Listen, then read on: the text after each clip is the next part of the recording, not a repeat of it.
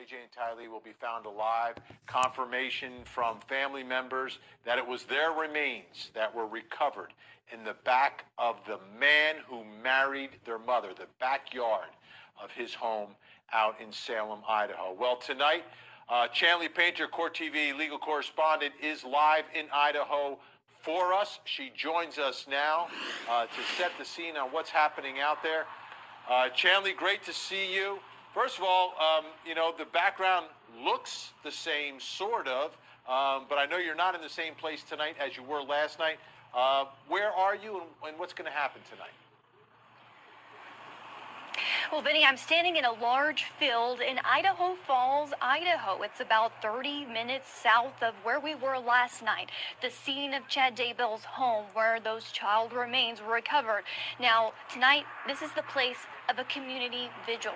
In just a couple of hours, several hundred people are expected to gather here in this open field and honor the lives of Tylee Ryan and JJ Vallow. This is a community still reeling from what has happened over the last several days. We know that early Tuesday morning, a search warrant was executed at Chad Daybell's home, that the authorities were there for several hours, ended up taking him into custody and announcing that human remains were located in his backyard. That led to 2 felony counts of concealment or destruction of evidence for Chad Daybell. He's being held on $1 million bail there in the Fremont County Jail. So after all of this has happened, the family has confirmed that those 2 remains found at Chad Daybell's property were that of Tylee and JJ. That's not coming from official sources just yet because autopsies are still pending in a county quite far away, several hours away, Ada County, where Boise, Idaho is. So that's pending, but now tonight, the community has decided to come together to honor their lives for the first time this week. And Chanley, I know you've been speaking to a lot of folks on the ground out there, including a neighbor of Chad Daybell.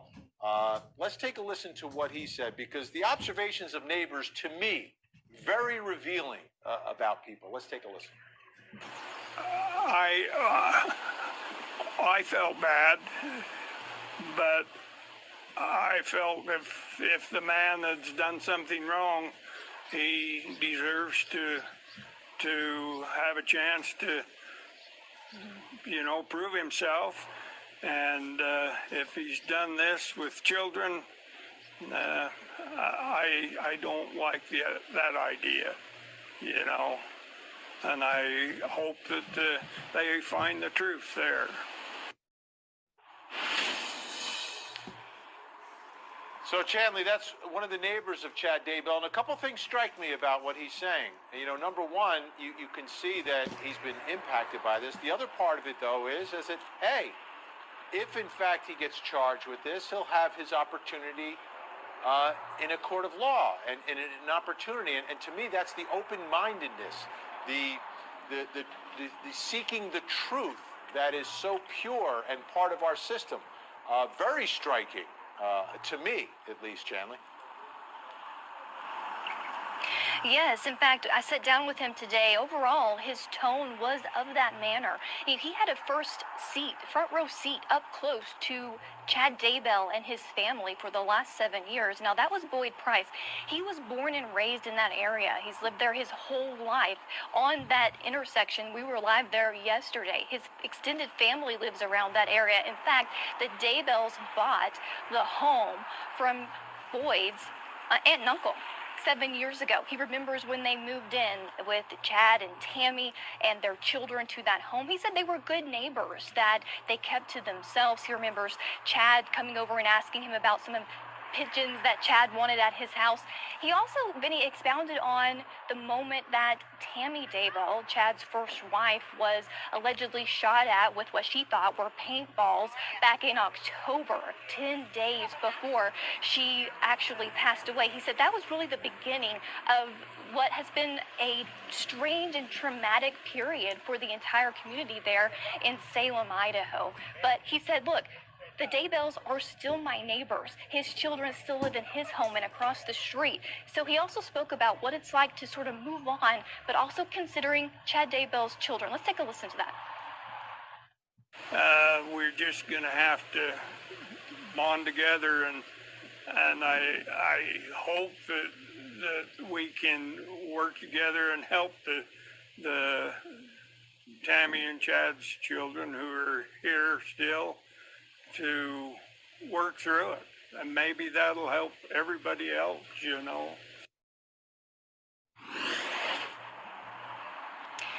You know, Mr. Boyd he's a wonderful guy. He has a wonderful family. We've gotten to know him over the last couple of days we've been there. And, you know, his hope in restoring that community, even after what's happened over the last several months, and especially this week, you know, he told me that they had always hoped that the children would be recovered. He just didn't want it to happen a few yards from his home. But he has hope that this community will return to what it was before and be able to process this and move on, Vinny.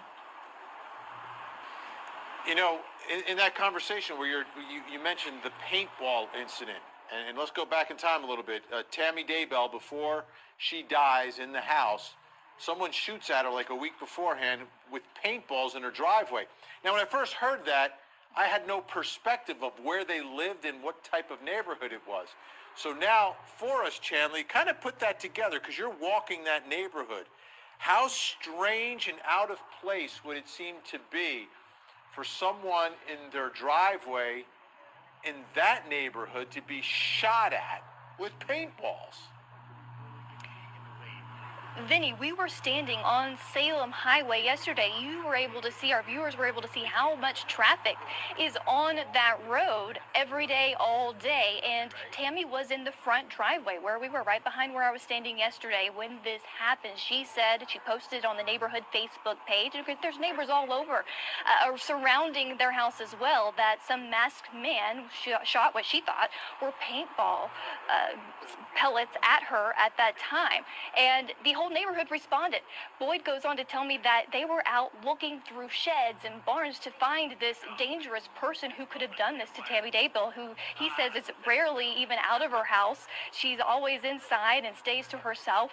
And it was so strange because nothing like that ever happens there in Salem, Idaho.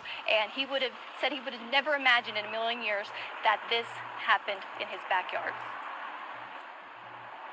Yeah, I can understand that. I mean, from your conversation with him, the way he is, the way neighbors are looking out for each other, the type of place that it is, that is just so out of place, so out of the ordinary.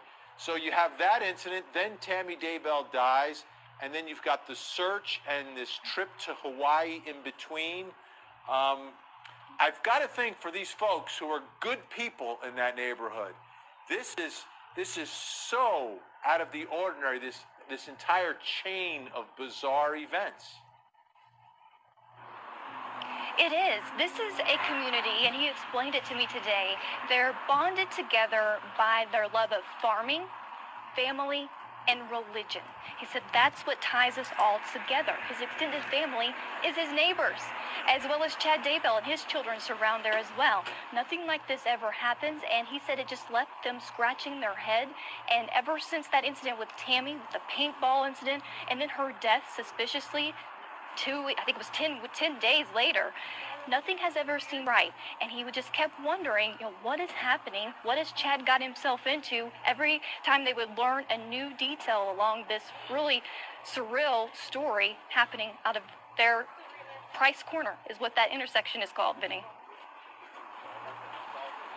Did he give any other indication? Was there, so his family sells the home to Chad Daybell and his family. A family comes in and, you welcome them to your neighborhood. They've got children and, you may have children and everyone's kind of looking out for each other. You're part of this community. Did he say that there was ever a change in what he noticed from Chad Daybell? Was there a point where something, he's not acting the same way or he's not around? Was there anything like that?